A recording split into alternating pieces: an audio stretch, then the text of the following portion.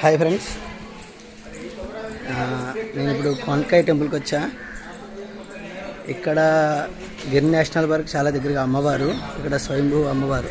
శ్రీశైలంలో ఇష్టకామేశ్వరి అమ్మవారు ఎలాగో ఇక్కడ కోనకాయ టెంపుల్లో అమ్మవారు అలాగా.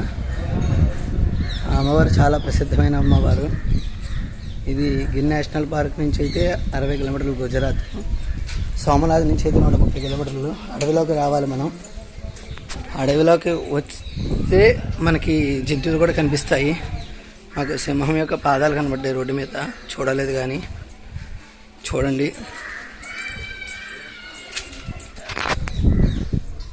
అమ్మవారి యొక్క టెంపుల్ ఇది. ఇది అమ్మవారి స్వయంభూ వెలిసిన అమ్మవారి ఇది. టెంపుల్ చాలా చిన్నగా ఉంటుంది కానీ చాలా మహత్యం ఉన్న టెంపుల్ ఇది.